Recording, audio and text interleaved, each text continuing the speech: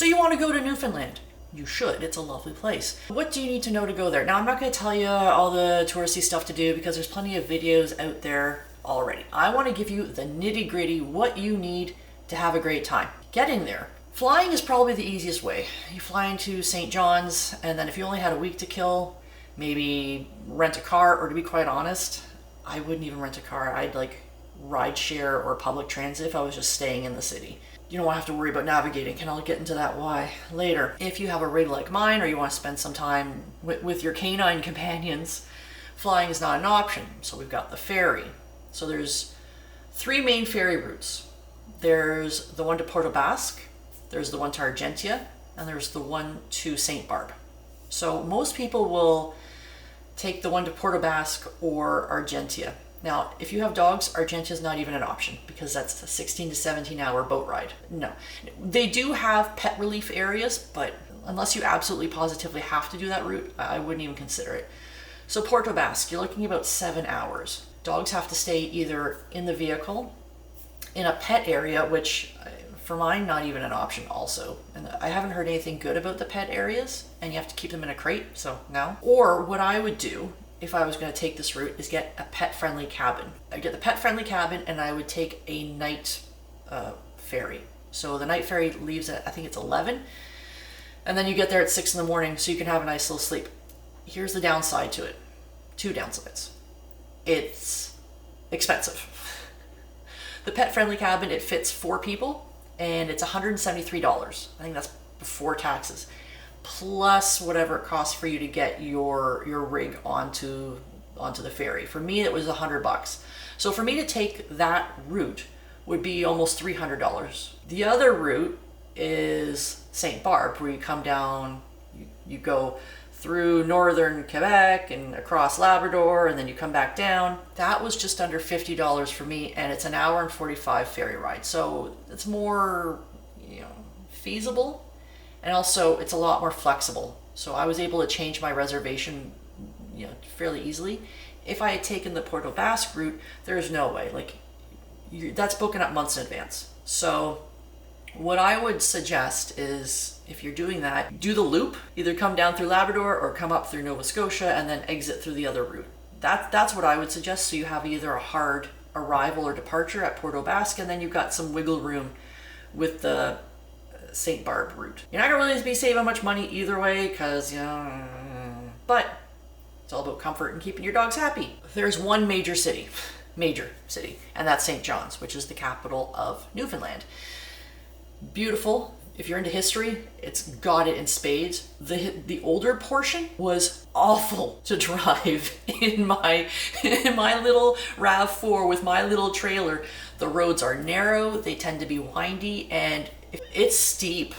It is very steep. There was at one point where I was going back towards the harbor, and I'm like, oh, does the road disappear? Oh no, there it is.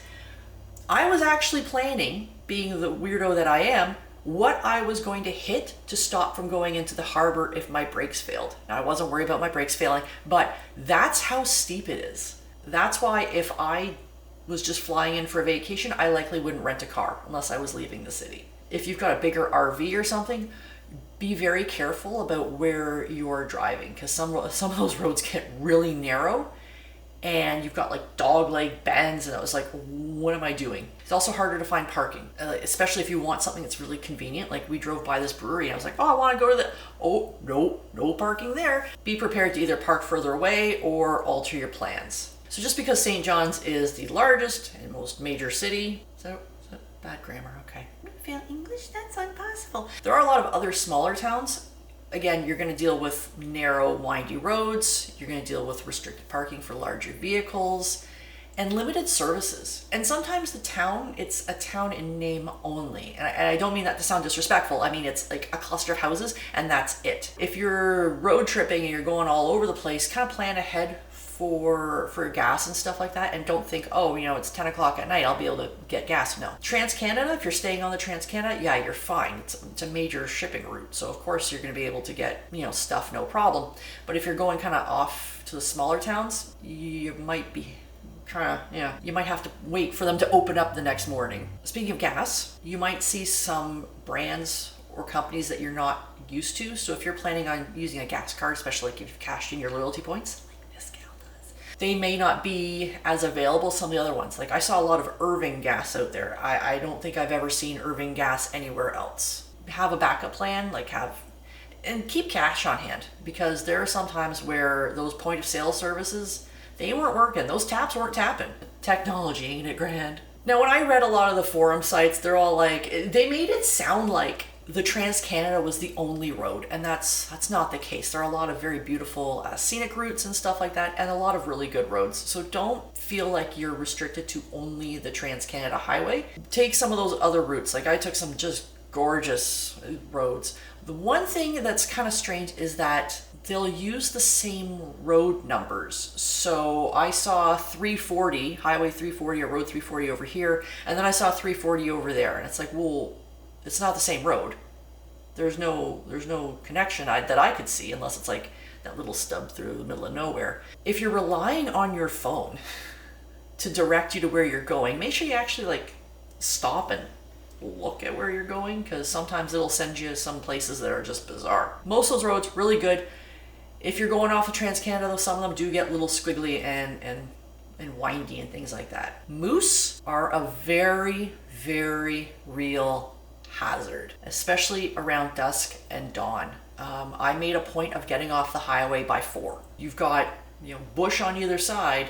Those things are big and dark. You're not going to see them until they're like right in front of you. And if you're hauling a trailer, I don't care how good your brakes and the brakes on your vehicle might be, you might be hitting that thing. So just be aware, head on a swivel, and if you can avoid dusk and dawn, perfect. The weather can be highly variable, and I know there's a lot of places that say that, but pack for warmer than you think, because I think you're going to have the risk of more cold temperatures, especially on the coast, and more rain and more wind, and if you get damp and you're just like, oh, this sucks, bring a raincoat for sure, and just be prepared for the fog and the wind. The wind can be nuts. There is a stretch of highway down by Porto Basque where they actually warn you, especially if you've got trucks or RVs. The winds, I think they clocked it at like 100 and some odd kilometers, or maybe it was higher. I was driving, so I didn't really pay much attention.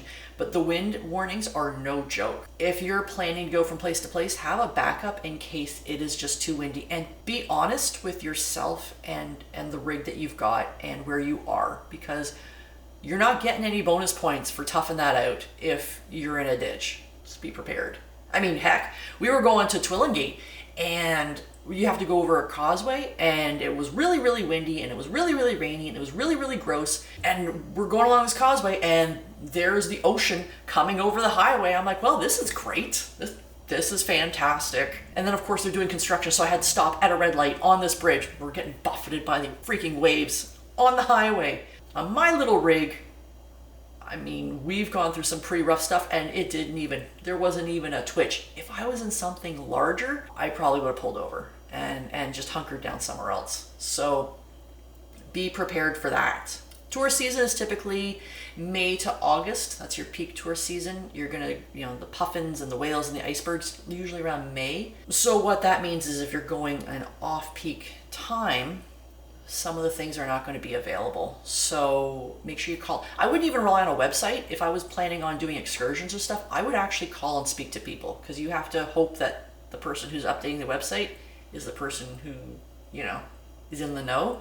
They might just leave it there. Because how many times have we been like, oh, this place closes at whatever, and you get there and it's already closed. I know I'm not the only person who's had that happen. If you're like me and you're not really into the excursions and things like that, there are plenty of places to boondock. Gorgeous places to boondock. We were camped out on the ocean more times than I can even keep track of. Even the ugly sites were beautiful, except for that one in a gravel pit.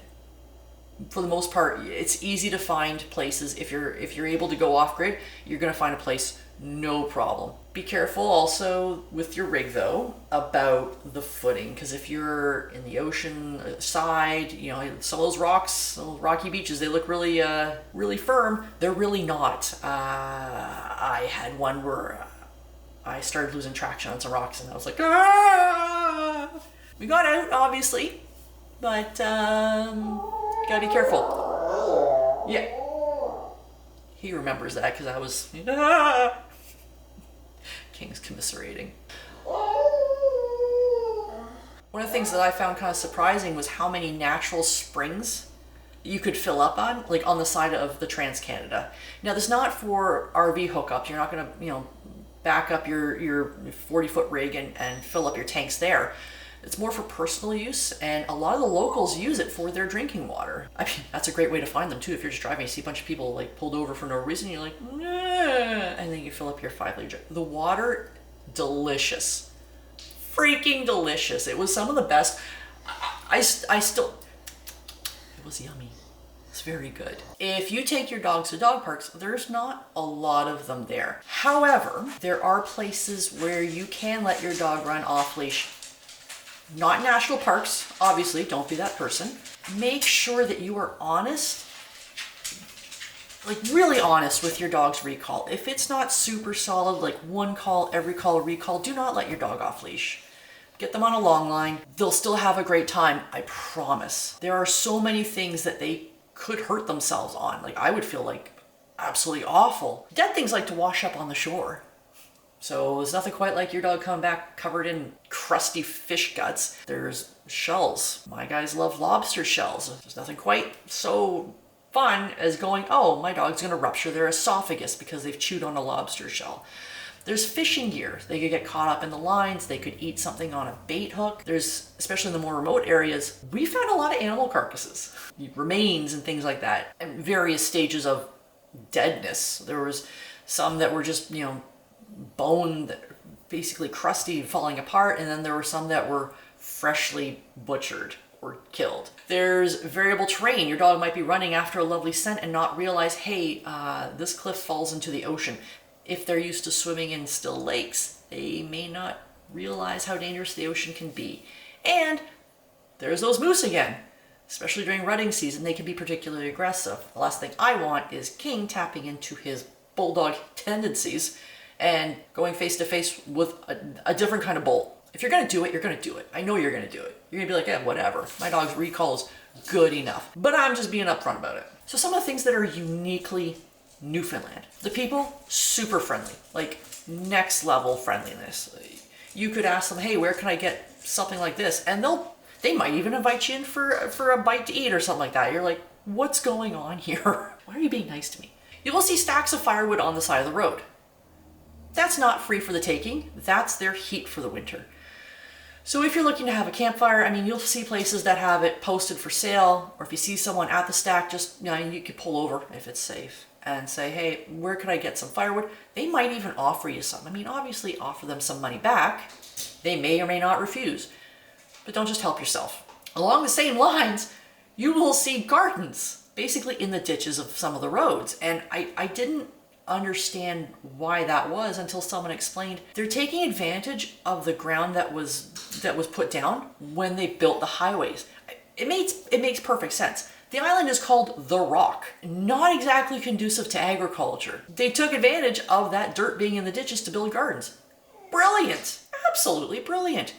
But also, that's their food. Do not help yourself to the gardens. There's lots of foraging opportunities though. There are fields and fields and fields. If you love blueberries, you will be in blueberry heaven.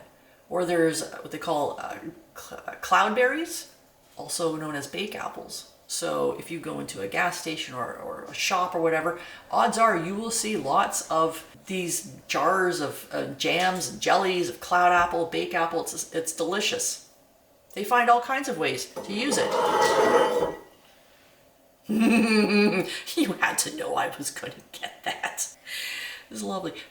This company also makes a wonderful seaweed gin. Fantastic. In a dirty martini. So that's it. That's Newfoundland in a nutshell. Let me know what you think. Throw your comments below. What else do you want to know? I mean, I'm far from an expert. These are the things that surprised me. These are the things that I noticed. Thanks for hanging out with me. I really, really appreciate it. I know I say it with every video, and that's because it's true. You took time out of your day to... I think we might have something of this later. Like, subscribe, share with your friends, colleagues, co-workers, maybe that person that you're trying to convince to go on a road trip. Thanks for watching. We'll see you out there. Safe travels.